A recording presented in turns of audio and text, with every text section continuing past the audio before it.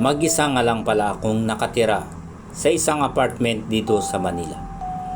Nasa probinsya kasi ang mga magulang ko at dito ako nagtatrabaho at ang sweldo ko ay pinapadala ko sa probinsya. Mahirap ang buhay doon, kaya naman pinili ko na lumuwas ng Manila. Bago ang lahat, ako nga pala si Antonio. Anton na lang for short. Isang araw, habang pauwi ako sa trabaho, ay malakas ang buhos ng ulan. Nagmamadali akong maglakad para makauwi na at makapagpahinga. Akmang bubuksan ko na ang pinto ng apartment ko nang biglang mapalingon ako sa sahig at nakita ko sa ibaba ng pinto ang isang pulang telepono. Luma na iyon. Nagtaka naman ako dahil paanong may napuntang telepono dito sa tapat ng pinto ng apartment ko.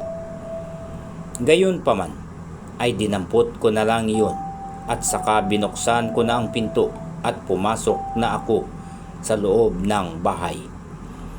Inilapag ko na lang iyon sa maliit na mesa sa tabi ng kama ko at kaagad akong dumiretso sa kusina at nagluto ng noodles. Gusto ko kasi may sabaw lalo na at malamig ang panahon at maulan. Matapos kong kumain, ay nag-scroll lang ako saglit sa phone ko sa social media hanggang sa makaramdam na ako ng antok. Kaya minabuti ko na humiga at matulog na. Pinatay ko na ang ilaw at nahiga na ako. Hanggang sa dalawayan na ako ng antok, dala na rin ang matinding pagod dahil sa trabaho. Ilang minuto pa lang ata ang nakalipas na makatulog ako ay napabalikwas ako ng bangon sa sobrang gulat. Bigla na lang tumunog ang telepono. Nakaramdam ako ng matinding kaba. Sobrang luma na ito kaya imposible namang gumagana pa ang telepono na iyon. At mukhang 90s pa iyong telepono. Tinitigan ko lang yun habang nagpapalunok ako ng laway sa sobrang gulat at kaba. Patuloy ito sa pagtunog. Kinakabahan man ay minabuti kong sagutin ang tawag. Hello? Sino po sila? Kinakabahang tanong ko pero walang nagsasalita sa kabilang linya. At maya-maya ay may naririnig akong mula sa kabilang linya na static noise. Iyong tunog katulad ng sirang TV na binuksan. Sumibol ang matinding kaba sa dibdib ko. Hello? May tao po ba? Tanong ko ulit. Malapit na siya. Ha? Halos maihagis ko ang telepono sa sobrang gulat at takot ko. Ibinaba ko ang telepono at napatalon ako sa kaba. Nang marinig ko ang boses na iyon ng isang babae na sa tonong nakakakilabot.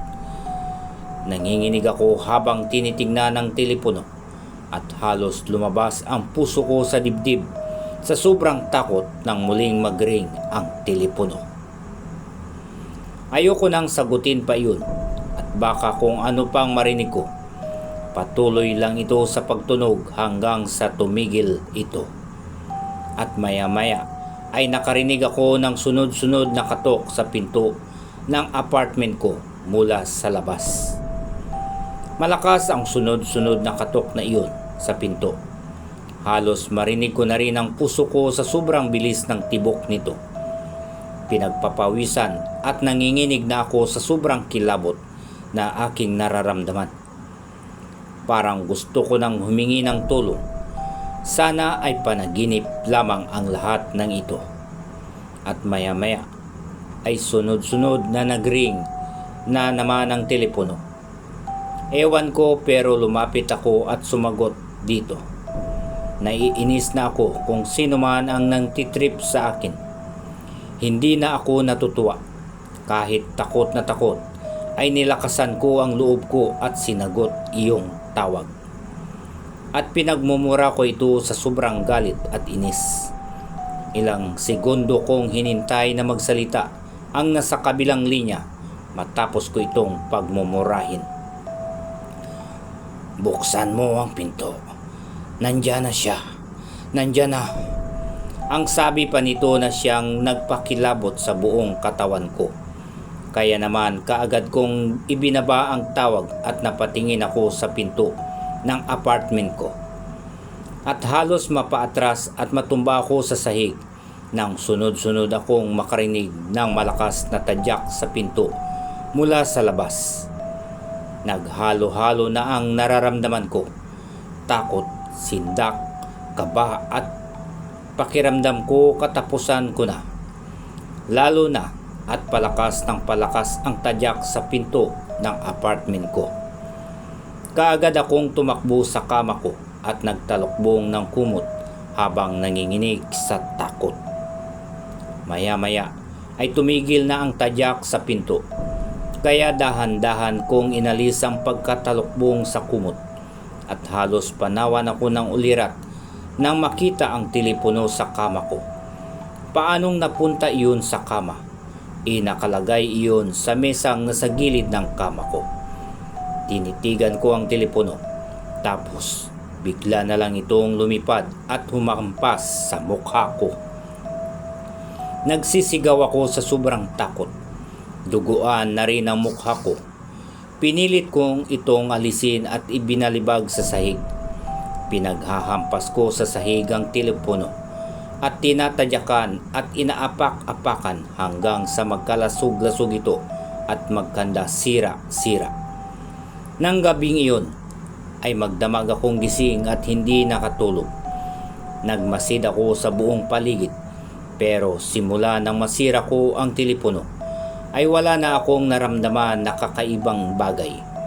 Nawala rin ang pagkakatok at tadyak sa pinto. Kinabukasan, tinanong ko ang kapitbahay ko kung may nakita silang kumakatok at tumatadyak sa pinto ng apartment ko. Pero wala raw. At wala rin daw silang narinig na kahit anong tunog ng pagkatok at malakas na tadyak sa pinto. Ikinuwento ko naman sa kanila ang nangyari, pati na ang tungkol sa telepono, dahil sobrang nakakakilabot ang karanasan kong iyon. Hanggang isang matandang kapitbahay namin ang lumapit sa amin. At ang sinabi niya, natatandaan niya ang sirang telepono na hawak ko. Ayon sa kanya, ang telepono raw na iyon ay pagmamay-ari ng dating nakatira sa apartment na inuupahan ko. Ang may-ari daw ng telepono ay matagal nang pumanaw. Minamaltrato daw ng asawa ang babaeng may-ari ng telepono. At isang gabi nga daw ay napatay siya ng sarili niyang asawa. Sinira daw yung pinto para makapasok iyong lalaking asawa. At saka pinagtataga daw ang babaeng asawa. Sinubukan daw tumawag ng babae sa pulisya pero hindi na niya nagawa pa dahil tuluyang nakapasok ang lalaki at pinatay siya nito. At ang lalaki ay hanggang ngayon ay pinaghahanap pa ng mga pulisya. Nanayo ang buong balahibo ko sa katawan nang marinig ang kwento ng matanda. Kaya pala nagparamdam ang kaluluwa nito sa pamamagitan ng telepono at maging ang pangyayari noon ay tila inuulit pa. Maaaring naiwan daw ang mga imprints ng kaluluwa ng biktima.